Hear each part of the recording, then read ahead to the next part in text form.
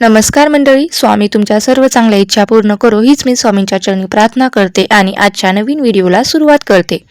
बघा, ज्यांच्या देवघराखाली लाल रंगाचे वस्त्र आसन आहे तर हा व्हिडिओ त्याने शेवटपर्यंत बघा, कारण एक छोटीची गोष्ट तुमचं आयुष्य कसं घडू शकते किंवा बिघडू शकते हे तुम्हाला माहीत नसेल बघा, तर तुमचे संपूर्ण घर बर्बाद होऊ शकते। तुमच्या प्रगतीत अडथळे का येतात, घरात कटकटी का होतात, याचे उत्तर कदाचित तुमच्या देवघरातील आसनात दडलेले असू शकते। तर चला तर मग जाणून घेऊया देवघराचे नेमके महत्त्व काय आहे। नमस्कार, आपल्या हिंदू संस्कृतीत घराचे हृदय म्हणजे आपले देवघर। देवघर कितीही मोठं असो किंवा छोटं असो, तिथली सकारात्मक ऊर्जा ही देवघरातून प्रवाहित होत असते। देवघर हे केवळ मूर्ती ठेवण्याची जागा नाही, तर घराचे ऊर्जा केंद्र आहे। देवघरात असलेल्या देवांच्या मूर्ती किंवा फोटो या केवळ माती किंवा धातूच्या नसतात। जेव्हा आपण त्याची मनोभावे पूजा करतो तेव्हा त्यामध्ये सात्विक लहरी निर्माण होतात। संध्याकाळी देवघरात दिवा लावण्याचे घरातील नकारात्मक ऊर्जा नष्ट होते। दिवसभराच्या धावपळीनंतर देवासमोर 2 मिनिटे बसल्याने जो मानसिक आनंद मिळतो तो कशातच मिळत नाही। देवपूजा करणे केवळ ही एक कृती नसून ती ईश्वराशी जोडली जाण्याची एक प्रक्रिया आहे। शास्त्रानुसार आणि परंपरेनुसार देवपूजा करताना काही गोष्टी लक्षात ठेवणे अत्यंत महत्त्वाचे असते मानले जाते।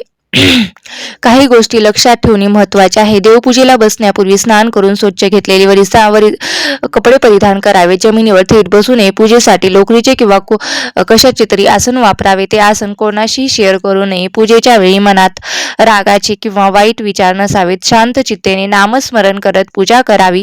पूजेच्या वेळी आपले तोंड पूर्व किंवा उत्तर दिशेलाच असावे। देवघरात एकाच देवाच्या 2 मूर्ती किंवा फोटो समोरासमोर असू नये। तसेच फुटलेल्या मूर्ती किंवा फाटलेले फोटो देवघरात ठेवू नका।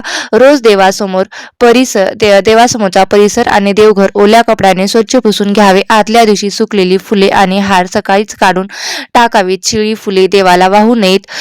तुळस आणि बेलपत्र याला अपवाद आहेत। देवाला वाहिल्या जाणाऱ्या अक्षदा म्हणजेच तांदूळ अखंड असावे, ते तुटलेले नसावेत। पांढरे तांदूळ देवाला वाहण्यापूर्वी त्यांना थोडे ओले करून कुंकू लावावे। पूजेच्या तांब्यातील पाणी रोज बदलावे। ते पाणी तुळशीला किंवा इतर झाडांना तुळशीला घालू नये, पायाखाली येईल अशा ठिकाणी सुद्धा टाकू नये।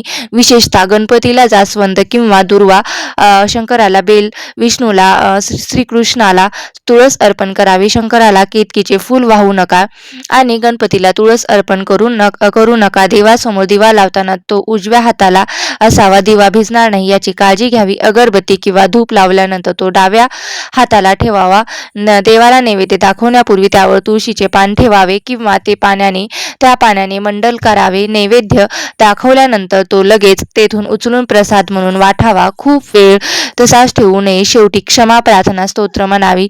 हे देवा, मला मंत्र माहीत नाहीत किंवा विधी माहीत नाहीत। माझ्याकडून पूजेत काही चूक झाली असल्यास मला क्षमा करा। पूजेनंतर लगेच आसनावरून उठू नये। आसनाखाली थोडे पाणी सोडून ते डोळ्यांना लावावे आणि मगच उठावे। अगदी छोट्या छोट्या चुका असतात, त्या जर आपण पाळल्या तर देवपूजेचं फळ मिळत नाही, किंवा जर पाळल्या नसतील तर मिळत नाही आणि पाळल्या तर मिळत असतं। आणि त्याचबरोबर बघा, ज्यावेळेस या छोट्या चुका आपल्याकडून होतात त्यावेळेस आपलं कष्ट करतो, मेहनत करतो, पण तरीही त्या कष्टाचं मेहनतीचं फळ हे आपल्याला मिळत नसतं। तर या छोट्या चुका ज्या आहेत त्या आपल्याला पाळायच्या असतात। आता त्यानंतर वळूया आपल्या सर्वात महत्त्वाच्या विषयाकडे, तो म्हणजे ज्या घराच्या देवघरात देवाखाली लाल रंगाचे आसन टाकलेले असते त्या स्त्री पुरुषांनी नक्की बघा, नाहीतर आपल्याला आयुष्यभर पश्चाताप होईल बघा। त्याचबरोबर जर तुम्हाला हा व्हिडिओ आवडला असेल तर या चॅनलला नक्की लाईक करा, शेअर करा आणि चॅनलवरती नवीन असाल तर सबस्क्राईब करायला विसरू नका बघा। आपण आपल्या कुटुंबावर, मुलावर अगदी भरभरून कृपा होईल। देवघरात देवाच्या मूर्ती किंवा फोटोखाली कापड म्हणजेच आसन ठेवणे ही केवळ सजावट नसून त्यामागे खोल धार्मिक, शास्त्रीय आणि आध्यात्मिक कारण आहेत। शास्त्रीय दृष्टिकोनातून विचार केला तर जेव्हा आपण देवाची पूजा करतो, मंत्र म्हणतो किंवा दिवा लावतो तेव्हा तिथे एक विशिष्ट प्रकारची सात्विक ऊर्जा निर्माण होते। जर मूर्ती थेट जमिनीवर किंवा लाकडावर ठेवली तर ती ऊर्जा जमिनीद्वारे शोषली जाऊ शकते।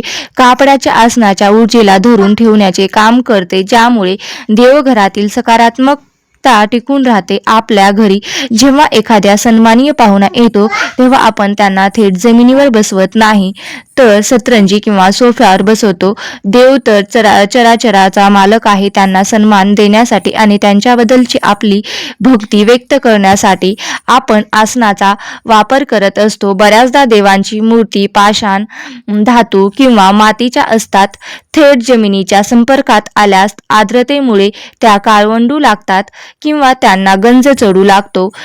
कापडामुळे फोटो घासण्यापासून वाचतात आणि काचेला तडे जाण्याची शक्यता कमी असते. बघा, आसनाच्या रंगाचा आपल्या मनावर आणि वातावरणातील मोठा परिणाम होत असतो. देवघर हे सर्वांचे पवित्र ठिकाण असते. कापड अंथरल्यामुळे मूर्तीच्या खाली धूळ साचत नाही. कापड वेळोवेळी धुता येते किंवा बदलता येते, ज्यामुळे देवघर नेहमी चैतन्य आणि ताजेतवाने जाणवते.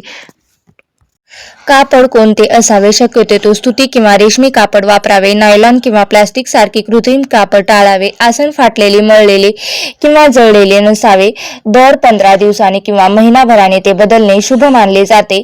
नवीन आसन नक्कीच 15 दिवसांनी किंवा महिन्याने तुम्ही बदलायचे असते.